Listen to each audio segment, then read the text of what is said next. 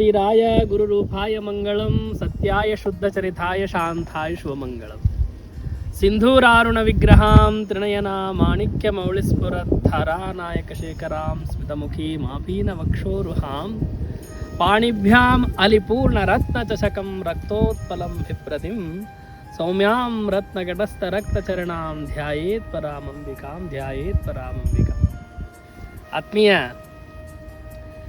ಧರ್ಮಾಭಿಮಾನಿಗಳೇ, ನಾವೆಲ್ಲರೂ ಕೂಡ ಈಗ ದೇವತೆಗಳ ಬ್ರಾಹ್ಮಿ ಮುಹೂರ್ತದ ಸಮಯದಲ್ಲಿ ನಮ್ಮ ಜೀವನವನ್ನು ನಡೆಸ್ತಾ ಇದ್ದೇವೆ. ಹಾಗಿದ್ದರೆ ಯಾವುದದು ದೇವತೆಗಳ ಬ್ರಾಹ್ಮಿ ಮುಹೂರ್ತ ಅಂತಂದರೆ ಧನುರ್ಮಾಸ ಅಂತೇಳಿ ಶಾಸ್ತ್ರಕಾರರು ಹೇಳ್ತಾರೆ. ಇದೇ ಧನುರ್ಮಾಸದಲ್ಲಿ ಹಲವಾರು ಪೌರಾಣಿಕ ಹಿನ್ನೆಲೆಗಳ ಮುಖಾಂತರವಾಗಿ ಜನಗಳ ಬೇಡಿರ್ತಕ್ಕಂತಹ ಇಷ್ಟಾರ್ಥಗಳನ್ನು ಕೊಡ್ತಕ್ಕಂತಹ ಒಂದು ಮಾಸವು ಕೂಡ ಧನುರ್ಮಾಸವಾಗಿದೆ. ಈ ಧನುರ್ಮಾಸ 2025 ಮತ್ತು 26 ಮಧ್ಯದಲ್ಲಿ ದಿನಾಂಕ 16/12/2025 ಮಾರ್ಗಶಿರ ಕೃಷ್ಣ ಪಕ್ಷದ ದ್ವಾದಶಿ ತಿಥಿಯಿಂದ ದಿನಾಂಕ 13/1/2026 ಪುಷ್ಯ ಮಾಸ ದಶಮಿ ತಿಥಿಯವರೆಗೆ ಈ ಧನುರ್ಮಾಸ ಇರುತ್ತೆ. ಇದಕ್ಕೆ ಧನುರ್ಮಾಸ ಅಂತಂದರೆ ಸೂರ್ಯ ಧನಸ್ಸು ರಾಶಿಯಲ್ಲಿ ಬರುವಂತಹ ಕ್ರಿಯೆ, ಸಂಚಾರ ಮಾಡುವಂತಹ ಒಂದು ಸಮಯ ಅಂತ ಹೇಳ್ತಾರೆ. ಹಾಗೆ ನಿಮಗೆಲ್ಲ ತಿಳಿದರೋ ಹಾಗೆ ನಮಗೆ ಹೇಗೆ ಹಗಲು ರಾತ್ರಿಗಳುಂಟು ಹಾಗೆ ದೇವತೆಗಳಿಗೂ ಕೂಡ ಹಗಲು ರಾತ್ರಿಗಳುಂಟು. ಅವೇನಪ್ಪ ಅಂತಂದರೆ 6 ತಿಂಗಳು ದೇವತೆಗಳಿಗೆ ಹಗಲುಂಟು, ಇನ್ನು 6 ತಿಂಗಳು ದೇವತೆಗಳಿಗೆ ರಾತ್ರಿ ಕಾಲ ಉಂಟು. ಅದು ಯಾವುದು ಅಂದರೆ ಉತ್ತರಾಯಣ ಕಾಲ ಮತ್ತು ದಕ್ಷಿಣಾಯಣ ಕಾಲ. ಉತ್ತರಾಯಣದಲ್ಲಿ ಅವರಿಗೆ ದೇವತೆಗಳಿಗೆ ಹಗಲು, ದಕ್ಷಿಣಾಯಣದಲ್ಲಿ ರಾತ್ರಿಯ ಕಾಲ. ಅದರಲ್ಲಿಯೇ ನಾವು ರಾತ್ರಿ ಸಂಜೆಯಿಂದ ಅದನ್ನು ಗಣಿತವನ್ನು ಮಾಡ್ತಾ ಬಂದ ಹಾಗೆ ಬ್ರಾಹ್ಮಿ ಮುಹೂರ್ತದ ಕಾಲ 4 ಗಂಟೆ ಅಂತ ಏನು 4 ಗಂಟೆಯಿಂದ 6 ಗಂಟೆವರೆಗೆ ಬ್ರಾಹ್ಮಿ ಮುಹೂರ್ತ ಅಂತ ಏನು ಹೇಳ್ತಾರಲ್ಲ, ಆ ಬ್ರಾಹ್ಮಿ ಮುಹೂರ್ತದ ಕಾಲ ಯಾವಾಗ ಬರ್ತದಪ್ಪ ಅಂತಂದರೆ ಅದು ಈ ಮಾರ್ಗಶಿರ ಮಾಸದ ದ್ವಾದಶಿ ತಿಥಿಯಿಂದ ಪ್ರಾರಂಭ ಆಗುತ್ತೆ. ಅದಕ್ಕೆ ದೇವತೆಗಳ ಬ್ರಾಹ್ಮಿ ಮುಹೂರ್ತದಲ್ಲಿ ಧನುರ್ಮಾಸ ಅಂತ ಹೇಳಿ ಶಾಸ್ತ್ರಕಾರರು ಹೇಳ್ತಾರೆ. ಜೊತೆಗೆ ಹಿಂದೆ ಸೂರ್ಯದೇವನು ಶಾಪವನ್ನು ಅನುಭವಿಸಿರ್ತಕ್ಕಂಥದ್ದು. ಅಂದರೆ ಬ್ರಹ್ಮದೇವರು ದೇವತೆಗಳು ಹಲವಾರು ರೂಪದಲ್ಲಿ ವೇಷವನ್ನು ಧರಿಸಿಕೊಂಡು ಭೂಲೋಕಕ್ಕೆ ಬರುವಂತಹ ಸಂದರ್ಭದಲ್ಲಿ ಬ್ರಹ್ಮದೇವರು ಹಂಸ ಪಕ್ಷಿಯ ಒಂದು ರೂಪವನ್ನು ಧರಿಸಿಕೊಂಡು ಸಂಚಾರಕ್ಕಾಗಿ ಬಂದಾಗ ಸೂರ್ಯದೇವನು ಕಿರಣಗಳಿಂದ ಆ ಹಂಸಕ್ಕೆ ಬಹಳ ತೊಂದರೆ ಆಗುತ್ತೆ. ಆ ಕಿರಣಗಳಿಂದ ಆ ಹಂಸ ತೊಂದರೆಯನ್ನು ಅನುಭವಿಸಿದ ತಕ್ಷಣ ಬ್ರಹ್ಮದೇವರು ಹಂಸದ ರೂಪವನ್ನು ತೊರೆದು ತನ್ನ ನಿಜವಾದ ರೂಪಕ್ಕೆ ಬಂದು, ನೀನು ನನಗೆ ತೊಂದರೆಯನ್ನು ಕೊಟ್ಟಿದೆಯಾ, ನಿನ್ನ ಕಿರಣಗಳಿಂದ ನನಗೆ ತೊಂದರೆಯಾಗಿದೆ ಅಂತ ಹೇಳಿ ಸೂರ್ಯದೇವನಿಗೆ ಶಾಪವನ್ನು ಕೊಡ್ತಾನೆ, ನೀನು ಅಸ್ತಂಗತವಾಗಿಬಿಡು ಅಂತ ಹೇಳಿ. ಆ ಶಾಪ ಕಾಲಕ್ರಮೇಣದಲ್ಲಿ ಸೂರ್ಯದೇವನನ್ನು ಅನುಭವಿಸಲೇಬೇಕಾಗಿರುತ್ತೆ. ಹಾಗಾಗಿ ಇದನ್ನೆಲ್ಲ ಗಮನಿಸಿರ್ತಕ್ಕಂತಹ ಋಷಿಮುನಿಗಳು ತಮ್ಮ ಹೋಮ ಹವನಗಳಿಗೆ, ಜೀವನದ ಚಕ್ರಕ್ಕೆ ಬಹಳಷ್ಟು ಅಡಚಣೆಗಳಾಗುತ್ತೆ ಅಂತ ಹೇಳಿ ಮತ್ತೆ ಬ್ರಹ್ಮದೇವರನ್ನು ಕೂತು ತಪಸ್ಸನ್ನು ಮಾಡಿದಾಗ ಬ್ರಹ್ಮದೇವರು ಶಾಪ ವಿಮೋಚನೆಯನ್ನು ಮಾಡಬೇಕು ಅಂತೇಳಿ ಕೇಳ್ಕೊತಾರೆ.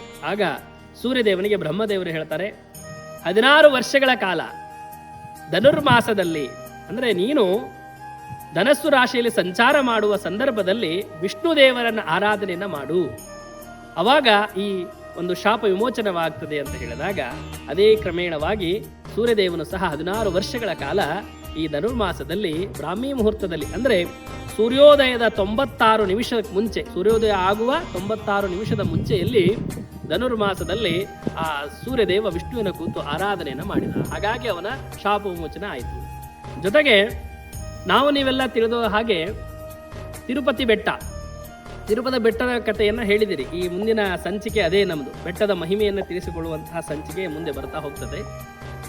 ತಿರುಪತಿ ಬೆಟ್ಟದಲ್ಲಿ ಪದ್ಮಾವತಿಯು ಸಹ ಶ್ರೀನಿವಾಸನನ್ನ ಪಡೆದುಕೊಳ್ಳಲು ಪ್ರತಿನಿತ್ಯ ಏನು ಮಾಡ್ತಿದ್ಲಪ್ಪ ಅಂತಂತಂದ್ರೆ ಕೃಷ್ಣನ ಆರಾಧನೆಯನ್ನು ಮಾಡ್ತಾ ಇದ್ಲು. ಯಾವ ರೀತಿ ಅಂತಂದ್ರೆ ಹೂವಿನ ಹಾರವನ್ನು, ತುಳಸಿ ಹಾರವನ್ನು ಮಾಡ್ತಿದ್ಲು, ಹೂವಿನ ಹಾರವನ್ನು ಮಾಡ್ತಿದ್ಲು. ತಾನು ಮೊದಲು ಅದನ್ನು ಧಾರಣೆ ಮಾಡಿಕೊಂಡು ಅದರ ಸರಿಯಾದ ಒಂದು ಅಳತೆಯನ್ನು ನೋಡಿಕೊಂಡು ಕೃಷ್ಣನಿಗೆ ಅರ್ಪಣೆಯನ್ನು ಮಾಡುವುದು.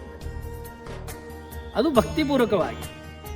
ಹಾಗೆ ಅವಳು ಕೂಡ ಈ ಸಂದರ್ಭದಲ್ಲಿ ಧನುರ್ಮಾಸದ ಮಾರ್ಗಶಿರ ದ್ವಾದಶಿಯ ತಿಥಿಯಿಂದ ಪುಷ್ಯ ಮಾಸದ ದಶಮಿ ತಿಥಿಯವರೆಗೆ ಸೂರ್ಯ ಧನಸ್ಸು ರಾಶಿಯಲ್ಲಿ ಸಂಚರಿಸುವಾಗ ಅವಳು ಕೂಡ ಶ್ರೀಕೃಷ್ಣನನ್ನು ಕುರಿತು ಆರಾಧನೆಯನ್ನು ಮಾಡಿದ ಮೇಲೆ, ಪೂಜೆಯನ್ನು ಮಾಡಿದ ಮೇಲೆ ಅವಳಿಗೆ ಶ್ರೀನಿವಾಸನ ದರ್ಶನವಾಗುತ್ತೆ, ಶ್ರೀನಿವಾಸನ ವಿವಾಹ ಕೂಡ ಆಗುತ್ತೆ ಅಂತ ಶಾಸ್ತ್ರಕಾರರು ಹೇಳ್ತಾರೆ. ಜೊತೆಗೆ ಈ ಧನುರ್ಮಾಸದ ವಿಶೇಷತೆಯನ್ನ ನಿಮಗೆ ಹೇಳಲಾಯಿತು. ಈ ಒಂದು ಕಲಿಯುಗಕ್ಕೆ ಹೇಗೆ ಹೋಲಿಕೆ ಮಾಡಿಕೊಳ್ಳಬೇಕಪ್ಪ ಅಂತಂದ್ರೆ ನೋಡಿ, ಅಲ್ಲಿ ಸೂರ್ಯದೇವನು ಕೂಡ ಶಾಪದಿಂದ ವಿಮೋಚನಾಗಿ ತನ್ನ ಉದ್ಯೋಗವನ್ನ ತಾನು ಮಾಡಿಕೊಂಡ. ಸೂರ್ಯದೇವ ಒಂದು ರಾಜಕಾರಣಿಗಳಿಗೆ ಒಂದು ಅಧಿಪತಿ ಅಂತಲೂ ಕೂಡ ಹೇಳಬಹುದು. ಹಾಗಾಗಿ ಯಾರು ತಮ್ಮ ಉದ್ಯೋಗದಲ್ಲಿ ಸಮಸ್ಯೆಯನ್ನು ಅನುಭವಿಸ್ತಾ ಇರ್ತಾರೆ ಅಥವಾ ಉದ್ಯೋಗದಲ್ಲಿ ಅಭಿವೃದ್ಧಿಯನ್ನು ಹೆಚ್ಚಿಗೆ ಪಡೆಯುವುದುಕೊಳ್ಳಬೇಕು ಅಂತ ಯಾರಿಗೆ ಆಸೆ ಇರುತ್ತೆ, ಸದಾಕಾಲ ವಿಜಯ ಪ್ರಾಪ್ತಿ, ಸಂಪತ್ತು ಫಲ ಪ್ರಾಪ್ತಿ ಯಾವಾಗ ಇರುತ್ತೋ ಅಂಥವ್ರು ಯಾರ್ಯಾರಿಗೆ ಬೇಕಾಗಿರುತ್ತೋ ಅಂಥವ್ರು ಏನು ಮಾಡಬಹುದಪ್ಪ ಅಂತಂದ್ರೆ ಈ ಸಂದರ್ಭದಲ್ಲಿ ಧನುರ್ಮಾಸದ ಸಂದರ್ಭದಲ್ಲಿ ಧನುರ್ಮಾಸ ಪೂಜೆಯನ್ನ ಶ್ರೀ ವಿಷ್ಣುವಿನ ಆರಾಧನೆಯನ್ನ ಬೆಳಗಿನ ಜಾವ ಸಂದರ್ಭದಲ್ಲಿ ಮಾಡುವುದರಿಂದ ಉತ್ತಮ ಫಲ ದೊರಕುತ್ತೆ. ಜೊತೆಗೆ ವಿವಾಹವಾಗದೇ ಇರತಕ್ಕಂಥವ್ರು, ಸಂತಾನವಾಗದೇ ಇರತಕ್ಕಂಥವ್ರು ಈ ಸಂದರ್ಭದಲ್ಲಿ ಹೇಗೆ ಪದ್ಮಾವತಿ ಆ ಒಂದು ಧನುರ್ಮಾಸ ಋತುವನ್ನು ಆಚರಣೆ ಮಾಡಿದ್ರು ಅದೇ ರೀತಿಯಾಗಿ ತಾವು ಕೂಡ ಇಂತಹ ಸಮಸ್ಯೆಗಳಿರತಕ್ಕಂಥವ್ರು, ವಿವಾಹದಲ್ಲಿ ಸಂತಾನದಲ್ಲಿ ಸಮಸ್ಯೆ ಇರತಕ್ಕಂಥವ್ರು ಧನುರ್ಮಾಸದಲ್ಲಿ ಪೂಜೆಯನ್ನು ಮಾಡಬಹುದು. ಜೊತೆಗೆ ನಂತರದಲ್ಲಿ ಏನಪ್ಪಾ ಅಂತಂದ್ರೆ ಬ್ರಾಹ್ಮಿ ಮುಹೂರ್ತದಲ್ಲಿ ಎದ್ದು ಪೂಜೆಯನ್ನು ಮಾಡುವುದರಿಂದ ಎಲ್ಲ ಕಾರ್ಯಗಳು ಸಿದ್ಧಿ ಆಗತ್ತೆ. ಅದಕ್ಕಾಗಿ ಶ್ರೀಕೃಷ್ಣ ಹೇಳ್ತಾನೆ ಮಾಸಾನ ಮಾರ್ಗಶಿರಃ ಅಂತ ಕರೀತಾರೆ. ಮಾಸಗಳಲ್ಲೇ ಶ್ರೇಷ್ಠ ಮಾರ್ಗ ನನಗೆ ಮಾರ್ಗಶಿರ ಮಾಸ ಅಂತ ಶ್ರೀಕೃಷ್ಣರು ಹೇಳಿದ್ದಾರೆ. ಹಾಗಾಗಿ ಶ್ರೀಕೃಷ್ಣನ ಕುರಿತು, ವಿಷ್ಣು ದೇವರನ್ನ ಕುರಿತು, ಲಕ್ಷ್ಮಿಯ ಕುರಿತು ಯಾರು ಈ ಧನುರ್ಮಾಸವನ್ನು ಆಚರಣೆಯನ್ನು ಮಾಡ್ತಾರೆ, ಸೂರ್ಯೋದಯದ 96 ನಿಮಿಷಗಳ ಮುಂಚೆ ಅವರಿಗೆ ಸಕಲ ಸಂಪತ್ತು, ಆಯುಷ್ಯ, ಆರೋಗ್ಯವನ್ನು ಕೊಡತಕ್ಕಂತಹ ಕೆಲಸವನ್ನು ಭಗವಂತ ಖಂಡಿತವಾಗಿ ಮಾಡೇ ಮಾಡ್ತಾನೆ ಅಂತ ಹೇಳ್ತಾ ಶ್ರೀದೈವ ಸಂಸ್ಕೃತಿ ಪ್ರತಿಷ್ಠಾನದ ವತಿಯಿಂದ ಧನುರ್ಮಾಸದಲ್ಲಿ ಲಲಿತಾ ಸಹಸ್ರನಾಮ ಪಾರಾಯಣ ಜೊತೆಗೆ ಅಗ್ನಿಹೋತ್ರದ ಒಂದು ನಿಜವ ರೀತಿಯಲ್ಲಿ, ಪ್ರಾಕ್ಟಿಕಲ್ ರೀತಿಯಲ್ಲಿ ಅದನ್ನು ತೋರಿಸಿಕೊಳ್ಳುವಂತಹ ಕ್ರಿಯೆ ಹಾಗೂ ಅದರ ಮಂತ್ರಗಳನ್ನು ಆನ್ಲೈನ್ ಮುಖಾಂತರವಾಗಿ ತರಗತಿಯನ್ನು ಕೂಡ ನಡೆಸ್ತಾ ಇದ್ದೇವೆ. ಹಾಗಾಗಿ ತಾವೆಲ್ಲರೂ ಕೂಡ ಈ ಧನುರ್ಮಾಸದ ವಿಶೇಷತೆಯನ್ನು ತಿಳಿದುಕೊಂಡು ಧನುರ್ಮಾಸದಲ್ಲಿ ಆಚರಣೆಯನ್ನು ಮಾಡಿ ಒಂದು ಶುಭಫಲವನ್ನು ಪಡೆದುಕೊಳ್ಬೇಕು.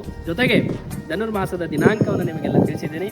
ಅದರ ಜೊತೆಗೆ ಮುದ್ಗ ಅನ್ನ ಅಂತ ಹೇಳಿ ಮಾಡ್ತಾರೆ. ಅಂದರೆ ಹೆಸರು ಕಾಳು ಮತ್ತು ಅನ್ನ, ಅಕ್ಕಿ, ಹೆಸರು ಕಾಳು ಮತ್ತು ಅಕ್ಕಿಯಿಂದ ಮಿಶ್ರಿತವಾಗಿರತಕ್ಕಂತಹ ಪಾಯಸವನ್ನು ನೀವು ಮಾಡತಕ್ಕಂಥ ದೇವರ ಪೂಜೆಯಲ್ಲಿ ಬಳಸಿ ನೈವೇದ್ಯನ ಅರ್ಪಣೆಯನ್ನು ಮಾಡಿ ಅದನ್ನು ಕೂಡ ಸ್ವೀಕಾರ ಮಾಡುವುದು.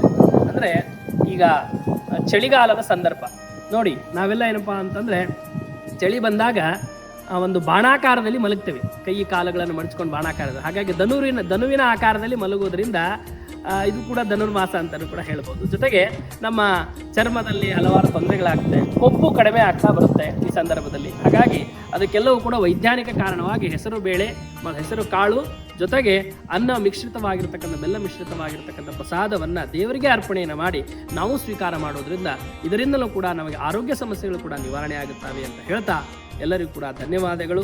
ಹೀಗೆ ನಮ್ಮ ಶ್ರೀದೈವ ಸಂಸ್ಕೃತಿ ಪ್ರತಿಷ್ಠಾಪನದ ಯೂಟ್ಯೂಬ್ ಚಾನಲ್ನೆಲ್ಲ ತಾವೆಲ್ಲರೂ ಕೂಡ ಶೇರ್ ಮತ್ತು ಕಾಮೆಂಟ್ ಮುಖಾಂತರವಾಗಿ ಪ್ರೋತ್ಸಾಹಿಸಬೇಕು ಅಂತ ಹೇಳ್ತಾ ಧನ್ಯವಾದಗಳು.